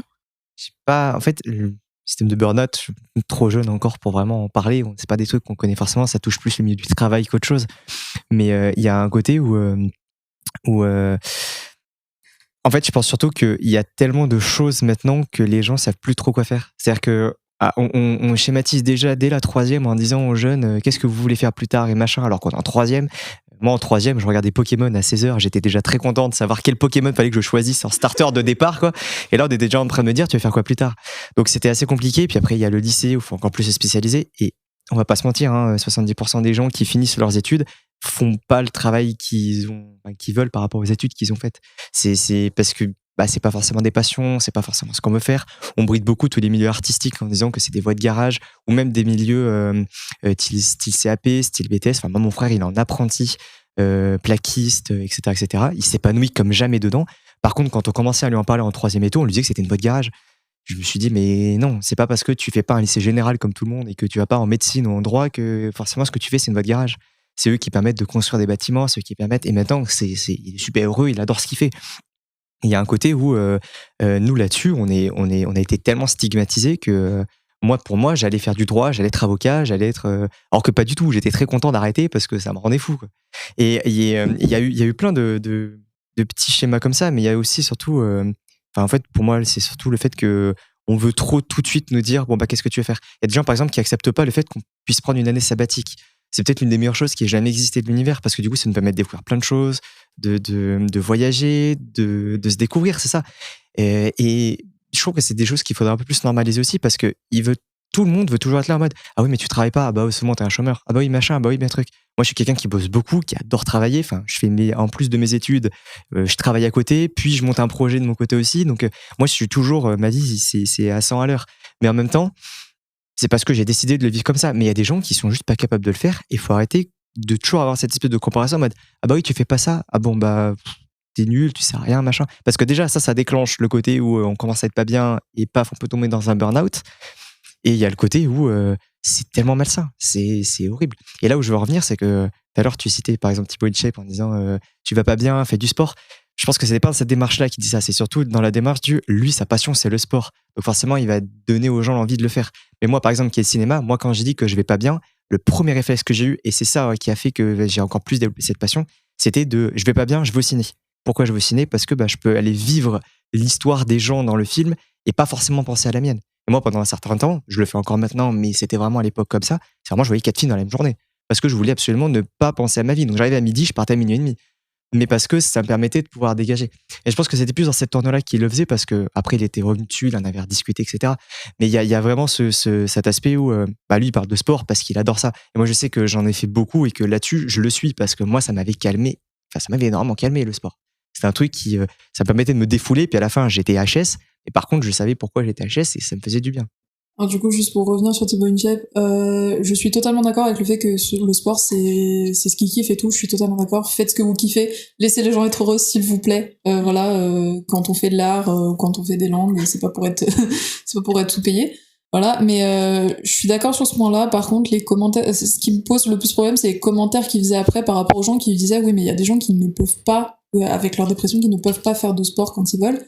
Et il avait fait des commentaires assez odieux aux gens, et c'est ça qui m'avait posé problème en fait. C'est pas le fait qu'ils fassent du sport et qu'ils kiffent ça, hein. Franchement, faites ce que vous kiffez, c'est le meilleur conseil qu'on puisse vous donner, c'est vraiment faites ce que vous kiffez, même si on vous dit que vous allez être sous-payé ou je sais quoi, ou que c'est un métier nul ou quoi. Faites ce que vous aimez, ça vous évitera des burn-out inutiles. Vraiment. Tout à l'heure, vous disiez tous que quand vous alliez vraiment pas bien, vous aviez pas de projet, pas de rêve, rien. Et en fait, est-ce que du coup, pour vous, les projets et les rêves, ça va forcément quand ça va un peu mieux? Est-ce que c'est se projeter, ça aide à se conforter dans un bonheur mental ou pas? Enfin, je sais pas comment expliquer, mais... Perso, je pense que oui, mais après, c'était mon cas personnel où Bah, dans mon cas, oui, quand j'étais au plus mal, j'avais pas de rêve, j'avais pas de projet, puisque de toute façon... À quoi ça sert? C'est ça, et puis d'un autre côté, moi j'ai eu des périodes où j'avais des pensées très sombres, donc j'ai envie de te dire, quand tu te mutiles et que tu projettes de te suicider, c'est un peu compliqué de te dire, bah dans 20 ans, ouais voilà. Donc voilà, mais après, quand ça a commencé à aller mieux, mais un tout petit peu en fait, vraiment, genre, c'est juste que t'as un petit projet, bah pop, c'est ton étincelle, tu vois. Pof, putain, j'ai 20 ans. Mais par exemple, moi je sais que ce qui m'a aidé à aller mieux, c'est que j'ai commencé à écrire un livre sur des personnes qui avaient des problèmes de santé mentale, plus important que le lire d'ailleurs, mais c'est le moins qu'on puisse dire, mais ça m'a fait énormément de bien parce que je m'imaginais pas publier chez Gallimard, tu vois, quoique, si vous voulez m'appeler. Mais j'étais quand même en train de me dire, ok, t'es en train de produire quelque chose, puis après je l'ai mis sur une plateforme de lecture collaborative, Wattpad. C'est bon, t'es obligé de le dire. Et en fait, quand tu vois qu'il y a des gens qui lisent, il y a des gens à qui ça plaît, en fait, c'est peut-être un petit peu bizarre, mais je veux dire, en gros, t'existes pour d'autres gens. Genre, tu fais quelque chose qui va exister dans la vie des gens, et même s'ils te connaissent pas, bah genre, ils ont une trace de toi, entre guillemets, genre, dans leur vie, et tu te dis, ok, je suis pas inutile, je produis des trucs. Et après, quand ça allait beaucoup, beaucoup mieux, j'avais des rêves post-bac, qui se sont avérés faux, hein, vraiment, je voulais devenir juge, bon... Non, mais le journaliste, ça commence par J, donc on n'est pas loin. C'était pas le bon J. C'était pas le bon J. Mais voilà, enfin, je pense que vraiment avoir des projets. Non, je pense que tu peux en avoir quand t'es au fond du gouffre, mais ça va t'aider à aller mieux, quoi. Moi, je pense que c'est un schéma de pensée un peu différent parce que moi, quand j'étais vraiment au mal absolu, j'avais pas de rêve parce que oui, c'est ce que tu disais. Moi, pour moi, le lendemain, j'étais mort. Il y avait pas j'avais pas ce schéma-là de me dire quand les gens me disaient qu'est-ce que tu veux faire plus tard. Moi, la seule chose auquel je pensais, c'était les pires choses en permanence. Parce qu'il n'y avait pas ce côté où je voulais vivre quelque chose. Moi, j'étais vraiment dans ma bulle fixe. Ça a été le cas où, dans mon ancienne relation, l'année dernière, ça a été un peu compliqué là-dessus parce que, en fait, je m'en suis rendu compte trop tard que du coup, ça mettait trop de pression à la personne en question. C'est-à-dire que vraiment, on discutait, elle venait, puis quand on parlait et qu'elle me disait ça, moi, je lui disais, non, j'en ai pas forcément. Et puis, pour moi, c'était un peu ma safe place. Donc, j'étais absolument à lui dire, mais non, mais de toute façon, ça se trouve, dans une semaine, on me discutera plus parce que je serai mort, quoi. En fait, en y repensant, je me disais, mais c'est horrible, en fait. C'est-à-dire que le poids que je mettais sur l'épaule de la personne, et ça avait été la même pour mes parents à l'époque, mes parents qui ont été mais incroyables là-dessus, c'est que fallait vivre avec ça. Ça fallait vivre avec quelqu'un qui, dès la 3e, avait déjà fait ses premières conneries et qui, tous les jours, il en pensait en permanence, quoi. Et c'était un peu compliqué. Et moi, du coup, j'avais aucun rêve. C'est-à-dire que quand on me demandait qu'est-ce que tu veux faire plus tard, qu'est-ce qui t'anime, machin, moi, je sortais des trucs bateaux parce que je voulais absolument être un peu comme tout le monde. Et du coup, j'avais vu ça à la télé, donc paf, je voulais être ça. J'avais vu telle personne aimer ça, j'ai essayé de me mettre à fond dans cette passion-là. Puis moi, je suis quelqu'un qui, quand je découvre une nouvelle chose, faut vraiment que je la découvre à 100%. Faut vraiment que je sois le plus gros passionné. Enfin, il y a 2 ans, je regardais pas autant de la F1 que maintenant. Maintenant, je regarde toutes les courses qui existent depuis 2000, quoi. Faut vraiment que je sois à fond dans le truc. Et je pense qu'en fait, ce qui m'avait permis de m'en sortir, c'était un film. Ça a vraiment été juste un déclic d'un film qui a fait que je m'en suis sorti. Et à partir de ce moment-là, le lendemain matin, je comprenais pas pourquoi, mais j'avais un espèce de sentiment où j'avais envie d'accomplir des choses. Chose qui n'était pas le cas avant. La chose que je voulais accomplir avant, c'était de mourir. Donc, c'est pas la meilleure chose de tous les temps, quoi. Et il y avait vraiment ce schéma où il y a un jour où je découvre quelque chose, puis je me dis, mais c'est incroyable ça, je veux le faire. Puis dans ma tête, je me dis, mais comment ça, je veux le faire? Et puis le lendemain, c'était ça, puis le lendemain, c'était ça, puis le lendemain, c'était ça. Et puis d'un coup, j'avais, je voulais vivre au Canada depuis que j'étais tout petit, mais là, je voulais vraiment le concrétiser. Je voulais lancer mon projet qui va pas tarder à arriver. Là, ça se concrétise encore plus et c'est bientôt le cas. Et j'ai eu plein de choses comme ça, en fait. Et maintenant, moi, je veux pas d'enfant, mais je rêve quand même de pouvoir vivre avec quelqu'un plus tard. Enfin, il y a vraiment ce schéma-là où je me dis que maintenant que je vais mieux, je veux faire des choses. Parce qu'avant, si j'allais pas bien et que je voulais faire des choses et que je le ratais, ça allait encore me montrer que j'allais rater quelque chose. Donc du coup, je voulais pas le faire. Donc je préférais me brider à fond et me dire non, mais j'ai pas de rêve. Ça existe pas, c'est éphémère, c'est... Je suis totalement d'accord. C'est vrai que quand t'es au fond du gouffre, avoir des rêves, c'est très compliqué. Parce que, comme il disait, tu sais... Enfin, t'as une idée de là où tu veux être le lendemain, quoi. Et c'est pas spécialement un truc très fun. Donc tu te dis quoi bon avoir un rêve. Et c'est vrai que quand t'es dans une période de ta vie où on te demande constamment mais qu'est-ce que tu veux faire plus tard, je sais pas, enfin moi c'est ce que j'ai toujours répondu, je ne sais pas, parce que bah c'était toujours mieux que de répondre à un truc bateau et de faire des choix. Et j'ai fini par faire des choix un peu parce que j'avais pas trop de choix. Au moment où je les ai faits, c'était soit ça, soit j'avais pas de projet d'avenir. Voilà. Pendant longtemps, j'ai pas eu de projet d'avenir. Maintenant ça va mieux, j'ai des projets. Et ce qui m'a aidé un peu à m'en sortir, c'est dessiner, parce que j'exprimais pas mes émotions extérieurement, donc fallait que je le passe dans quelque chose. Bah c'était le dessin. Mes dessins étaient très sombres, ils le sont toujours d'ailleurs, mais parce que j'aime beaucoup ce style maintenant. Mais à l'époque, mes dessins étaient très sombres, c'était souvent relié à la mort, à des trucs comme ça, et parce que ça m'aidait énormément à m'en sortir, à gérer mes émotions, à les comprendre aussi. Et en fait, un peu ce qui a fait que j'ai commencé à avoir des projets, c'est de découvrir des gens qui étaient comme moi, de découvrir des gens qui comprenaient ce que je vivais, et de faire de plus en plus de recherches, notamment sur la santé mentale. En fait, quand j'ai commencé à en faire, j'ai trouvé ça passionnant, déjà parce que le cerveau humain est passionnant. Je trouve ça extrêmement passionnant de voir ce qu'on peut faire pour survivre, en fait. Et aussi parce que parce que ça me donnait un projet, en fait, de faire des recherches. Je voulais faire un exposé dessus au lycée. Je l'ai jamais fait parce que j'ai pas eu le temps. Mais j'avais eu un moment où je voulais faire un exposé dessus, et ça m'a donné un projet. Et en fait, à partir de là, j'ai eu plusieurs projets. J'aimerais bien écrire un bouquin, un de ces quatre, parce que j'adore la fantasy et que je ne trouve aucun livre qui représente ce que je veux lire. Mais voilà, il y a beaucoup de choses que j'ai envie de faire maintenant, que fut un temps, j'avais pas du tout envie de faire, parce que j'avais rien envie de faire, parce que je me disais, à quoi bon? Si demain, je suis plus là, ça sert à quoi, en fait? Et tu deviens extrêmement défaitiste.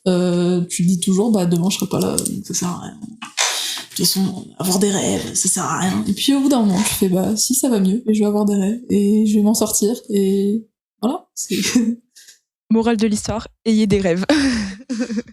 Non, sans trop rigoler, du coup, est-ce que du coup vous êtes fiers de ce que vous êtes devenu aujourd'hui? Est-ce que vous avez réussi à tirer une force de tout ce que vous avez vécu? Est-ce que déjà, est-ce que vous êtes fiers de vous? Enfin, d'avoir réussi à surmonter tout ça? Non, allez, salut. C'est identique. C'est un peu ça, ouais. C'est très difficile de se dire qu'on est fier de nous, parce que, en tout cas personnellement, j'ai pas l'impression d'avoir surmonté tout ce que j'ai à surmonter. J'aimerais bien surmonter mon stress aussi, de beaucoup de choses. Je sais qu'il y a des choses que je ne pourrais pas surmonter. Le TDA, bonjour. Faut que je me trouve des choses qui me stimulent, en fait. C'est pour ça que j'adore le dessin, ça me stimule. J'adore les jeux vidéo parce que ça me stimule aussi. Voilà. Mais c'est déjà génial. Tu l'as dit plusieurs fois dans le podcast, tu fais une anxiété sociale, et pourtant t'es autour d'une table de plein de gens que tu connais pas, et t'arrives à parler de toi, et c'est génial. Parce que j'ai été mise... C'est une question d'être à l'aise, en fait. Une fois que je suis à l'aise, ça va. Une fois que je suis à l'aise, ça va, en fait. C'est juste que... Et puis il y a un certain quota de gens aussi. Là, on est relativement peu, donc ça va. Puis je connais quand même 2 personnes, oui, donc ça va. Mais c'est vrai que dès qu'il commence à aller, je sais pas, je vais avoir 6-7 personnes ou plus, là ça peut être très difficile pour moi. Et en fait, alors quand je connais absolument pas les gens, en plus j'ai tendance à... En fait, on m'entend pas. Des fois on me dit, mais j'avais pas tilté que t'étais dans la pièce. Parce que je fais pas de bruit. J'ai tendance à... Et puis des fois j'ai tendance du coup à savoir beaucoup de choses sur des personnes parce qu'elles ont pas tilté que j'étais là. Et j'ose pas faire coucou, je suis là. Donc voilà, c'est très... Après, j'arrive difficilement à me faire des compliments. Donc me dire que je suis fière de moi-même, c'est très difficile. Moi je pense que la Farah il y a 2 ans, elle aurait pas été capable de faire ce que tu fais aujourd'hui, et rien que pour ça, clap clap, sois fière de toi. Puis il y a aussi les fois où le moi social se dit je vais faire des trucs, puis après au final je les fais pas parce que pas le taux social. Ouais, mais après tu vois, t'y penses déjà, penser à le faire en revenant à une époque où tu pensais à rien, parce que voilà, c'est déjà incroyable, tu vois. Je pense que non, ça fait très jugement, mais genre putain, depuis tout à l'heure je dis faut pas juger les gens et je sens des trucs comme ça, mais vraiment non, mais ce que je veux dire c'est que genre, là tu peux être fier du parcours que t'as accompli, quoi. J'essaye beaucoup, mais c'est très, très difficile. C'est mon tour, c'est ça? Ça fait du bien de l'entendre des gens. Bah écoute, tant mieux. Et bah, écoute, c'est la deuxième pire question. Après, qu'est-ce que tu veux faire plus tard? Merci. Mais franchement, ouais. Parce que dans le sens où quand j'étais gamine, moi j'avais une vision de moi quand j'avais 20 ans. Je serais en pleine étude de droit et je serais majeure de ma promo. C'est faux, je ne le suis pas. Mais je serais majeure de ma promo, j'aurais réussi à publier mon premier livre, je serais dans une relation stable. Et je suis de rien de tout ça, vraiment. Mais je suis fière de moi dans le sens où j'ai grave avancé, j'ai rencontré plein de nouvelles personnes, ce qui, je pensais pas que ça aurait été possible. J'ai réussi à sortir de certains schémas qui étaient vraiment hyper toxiques, que ce soit mes propres schémas ou les schémas des autres. Et j'ai accepté plein de choses. Et je me dis, si tu as été capable d'accepter tout ça, de passer outre et de te dire, ok, juste un truc qui me semble incroyable parce que je n'y aurais jamais pensé quand j'étais gamine, c'est juste de me dire, des fois, je me passe dans le miroir de mon immeuble là et je me dis, putain, t'es trop belle, meuf. Et ça c'est cool. Donc ouais, non, franchement, je suis fière de tout ça. Ça, c'est le pouvoir des rubans, en fait. Rien d'autre que les rubans dans les cheveux, en fait. Mais voilà. Et après, oui, il reste des choses à accomplir. Enfin, je suis toujours une personne très stressée. Je suis toujours une personne qui a du mal avec l'échec. Genre, juste, je me suis pas réorientée pendant 3 ans parce que ça aurait été un échec de pas finir ma licence de droit, quoi. Donc voilà. Mais quand même, je me dis, un truc sur 10, c'est cool. Voilà, mais c'est génial. Enfin, pour moi, c'est hyper important qu'on ait tous, on se doit d'être fiers de nous-mêmes parce que si vous le faites pas de vous-même, personne le fera pour vous. Et c'est ultra important de se valoriser. C'est comme tu l'as dit, on montre souvent que nos échecs, on les pointe que du bout du doigt, alors qu'en fait, finalement, on fait des choses géniales au quotidien et juste, vu que personne les souligne, c'est important que vous le souligniez vous-même et prenez une habitude le soir avant de vous coucher de dire ma journée elle a été géniale car, et vous trouvez un argument, genre juste parce que mon café ce matin il était trop bon, mais mais faites votre to-do list du bonheur, quoi. Genre c'est important et mettez-la en rose pastel. Voilà. Non, mais il y a un côté où, tout à l'heure je disais non, mais c'est pour le coup c'est même l'exact opposé, c'est que à l'époque moi c'était l'inverse, je n'étais pas fier de qui j'étais venu vraiment à un niveau où je mettais même des serviettes sur les miroirs pour qu'on me voit pas parce que je supportais pas me regarder. Moi c'était un truc et où alors je me trouve pas non plus exceptionnel maintenant physiquement, mais il y a un côté, alors déjà je suis fier d'être sorti de ma dépression parce que c'est déjà quelque chose d'assez compliqué, puis moi je pensais que ça allait jamais arriver, enfin vraiment je pensais que dans 40 ans j'allais encore vivre dedans, mais il y a aussi ce côté où on accepte plus de faire des choses quand on l'est plus dedans. C'est-à-dire que moi je pensais que j'allais tout le temps rester dans ma chambre en permanence à jouer à LOL ou alors à regarder mes films au ciné, mais maintenant je suis capable d'aller en boîte avec des gens alors que je supportais pas ça avant. Je suis capable d'aller boire, d'aller même juste sortir. Moi c'est un truc, je détestais ça, c'est quand les gens me disaient on sort. Et moi, quand on sort, il faut absolument qu'on sorte pour quelque chose. C'est-à-dire que si on sort et qu'on fait rien, j'ai juste l'impression de perdre du temps, en fait. Et maintenant, j'ai cet effet-là où je suis capable de rester sur un banc avec des gens, à parler pendant 4 heures et à regarder les gens passer et essayer de comprendre pourquoi les gens passent à ce moment-là. Ça sert à rien, mais c'est surtout sur un côté où, en fait, je passe du bon temps avec des gens à côté et où c'est beau, c'est de bons moments à partager, c'est des choses que j'aurais jamais pensé faire. J'aurais jamais, par exemple, pensé partir dans une grande ville, puisque je suis Clermont-Ferrand à la base, donc partir dans une très grande ville, et où maintenant c'est l'inverse, j'ai du mal à retourner à Clermont parce que je préfère ma grande ville, aller tout seul au parc de la Tête d'Or, les machins, enfin, c'est des trucs où, et à contrario de ça par contre, je ne sais pas dire non aux gens. C'est-à-dire qu'il y a un côté où là-dessus, je sais qu'il faut que je travaille beaucoup, mais on me propose d'aller sortir pour boire, je vais avoir du mal à dire à la personne non parce que j'ai pas envie. Faut toujours que j'ai une excuse, que j'ai un truc, que j'ai machin, mais j'arrive pas à dire tout de suite non. C'est-à-dire qu'il faut toujours que je passe par quoi. Et au bout d'un moment, en fait, je finis par craquer et par dire non, je suis désolé, j'ai pas envie. Et voilà, il y a quelqu'un qui peut en dépoigner sur autour de la table. Mais pour le coup, c'est là-dessus, c'est quelque chose que je sais que j'ai à travailler. Pareil, je sais que je sortirai sûrement jamais mes TCA. C'est quelque chose qui est tellement compliqué et qui est tellement, quand on a essayé plein de choses, c'est assez dur. Mais en même temps, je me dis que j'ai déjà réussi. En fait, je voulais me sortir de tout d'un coup.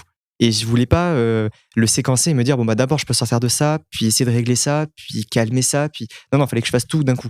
Ce qui fait que c'est pas bon. Donc d'abord je me suis dit je vais régler ma dépression parce que c'était le plus gros problème, et après je vais essayer de faire étape par étape.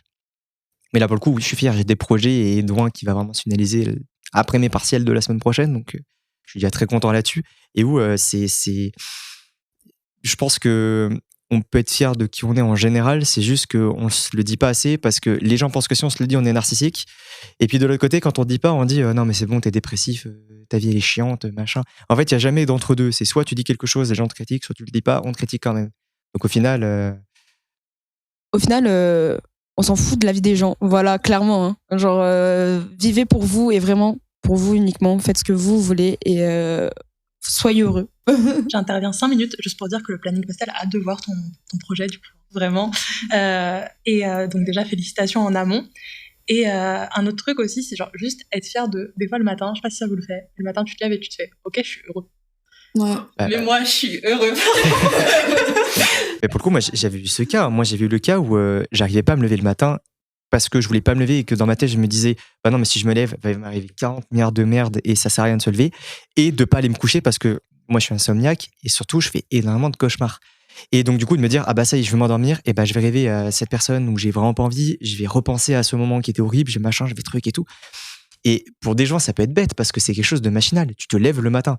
Pour moi, c'était le but ultime. C'est-à-dire que maintenant, quand je me lève et que j'arrive à me lever, j'ai limite la petite larme à l'œil en me disant putain, je vais réussi à me lever. Ce qui est horrible parce que c'est un truc complètement lambda. Enfin, c'est du même niveau que d'aller aux toilettes ou que de sortir s'habiller. Ou même... Mais horrible, je pense pas, tu vois, au contraire, c'est genre une fierté supplémentaire parce que tu te dis, genre, j'ai passé le cap de me dire ce matin, je me lève pas, tu vois. Ouais, c'est ça. Donc, franchement, c'est fierté supplémentaire. Et de pas rester genre 5 heures. Moi, à l'époque, quand je restais dans ma chambre et que je ne faisais rien, que je sortais pas, j'étais juste 5 heures sur mon téléphone à regarder des TikTok. Ça, c'est pareil. Mon ancienne relation m'a fait beaucoup mal, mais en même temps, j'ai appris plein de choses là-dessus où moi, j'étais quelqu'un qui, pour combattre ma dépression, je faisais des trucs dépressifs. J'écoutais des musiques super tristes et je regardais des TikTok. Mais en fait, en y repensant maintenant, je me dis mais c'est l'horreur, c'est la pire chose à faire en fait, parce que tu restes dans ton schéma débile où c'est vraiment un cercle en fait. Tu vas pas bien, tu regardes des trucs qui vont pas bien, puis du coup ça te remet encore mal, et puis tu te dis bah je vais quand même le faire parce que j'ai rien d'autre à faire. Et c'était ça tout le temps, et c'est l'enfer en fait en y pensant. Alors que du coup bah maintenant je suis content d'écouter mes albums de métal, de rock et tout, et où bah, quand je vais pas bien, maintenant je me dis je vais mettre une playlist Disney, et du coup ça va me rendre plus heureux que le fait de me dire bah, je vais écouter le dernier album de Tom Odell et où ça va me foutre en l'air. Enfin, c'est horrible comme chose. Exactement. Écoutez la voix de Freddie Mercury, elle est très belle. Je te rejoins sur beaucoup de choses. Déjà, le fait de pas savoir dire non. Je suis quelqu'un qui est pareil. Si on me propose de faire un truc, il faut que je trouve une excuse parce que sinon, j'ai l'impression d'être la pire personne sur Terre parce que j'ai dit non. Et puis, il y a aussi des fois où je vais reprendre le moi social et le moi pas social du tout. Il y a des fois où j'accepte des trucs quand ça va. Quand ça va très bien, j'accepte de faire plein de trucs. Puis après, ça va moins bien, et je fais mais pourquoi j'ai accepté, et j'y vais quand même, et je passe un bon moment, mais je déprime quand même parce que je fais j'ai accepté quoi, enfin faut quand même que j'y aille, et je me force en fait à faire la chose alors que j'ai pas envie. Et puis le côté aussi où se lever le matin, des fois faut se le dire, de se lever le matin, c'est difficile. Je sais que il y a plein de gens qui disent oui mais on a des habitudes constante en fait, c'est genre une habitude à apprendre. Alors c'est facile pour plein de gens de prendre des habitudes, et franchement bravo à vous. Pour moi c'est très difficile de prendre une habitude, faut que je pense à faire la chose, et des fois je pense pas à faire des choses, des fois j'oublie de manger, j'oublie de boire de l'eau, truc tout bête hein, j'oublie de boire de l'eau parce que je peux hyper focus sur des trucs pendant tellement longtemps, ça peut être un dessin, ça peut être lire un livre, que des fois je m'oublie moi-même, et des fois quand je dis ça aux gens ils me font mais comment c'est possible ? C'est possible. Et j'y peux rien. Je fais des efforts là-dessus pour ne pas m'oublier. J'y peux rien. Et ce qui me rappelle que j'ai soif, c'est j'ai mal à la tête. Est-ce que j'ai bu de l'eau ? Voilà. Après, Mozart était comme ça et c'était un génie, donc peut-être que t'es une génie. Ouais, en fait, je suis une génie. Tous les génies étaient dépressifs, hein, donc. Ouais.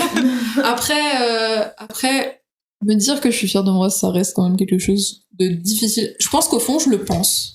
Je pense qu'au fond, je pense que je suis fière de moi, de tout ce que j'ai accompli jusqu'à maintenant, de tout ce que je vais accomplir dans le futur.